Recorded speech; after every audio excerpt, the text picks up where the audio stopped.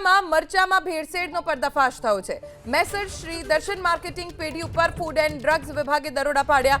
મરચાના પાવડરમાં કૃત્રિમ રંગ, ઘઉંના ભૂસાની ભેળસેળનો ખુલાસો। મરચાના પાવડરમાં ધાણાના પાવડરની મિલાવટનો ખુલાસો થયો છે। ફૂડ એન્ડ ડ્રગ્સ વિભાગે 3571 કિલો શંકાસ્પદ જથ્થો જપ્ત કર્યો। 2.25 લાખનો જથ્થો સીલ કરી 2500 કિલો લૂઝ મરચાનો નાશ કરાયો। ફૂડ એન્ડ ડ્રગ્સ વિભાગની કાર્યવાહીથી ભેળસેળિયાઓમાં ફફડાટ ફેલાયો છે।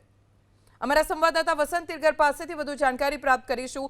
ફૂડ એન્ડ ડ્રગ્સ વિભાગે વસંત શું કાર્યવાહી કરી છે? બિલકુલ મહત્વની વાત છે કે ડીસામાં અખાધ જે મરચાનો જથ્થો છે તે જપ્ત કરવામાં આવ્યો છે।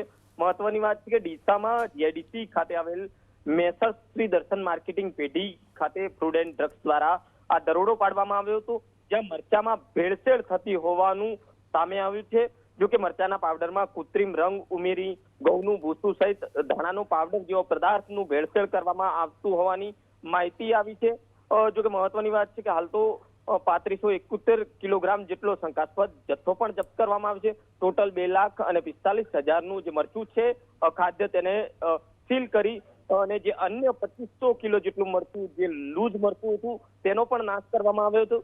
જો કે મરચાની ફેક્ટરીમાં જોખમી કલર સહિત 9 જેટલા સેમ્પલો હાલ લેબોરેટરીમાં મોકલવામાં આવ્યા છે। મહત્વની વાત છે કે લોકોના આરોગ્ય સાથે આ ચેડા કરનાર જે વેપારીઓ છે તેના વિરોધમાં ફૂડ એન્ડ ડ્રગ્સ વિભાગે કાર્યવાહી કરી છે।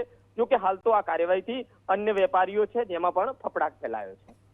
આભાર વસંત જાણકારી આપવા માટે।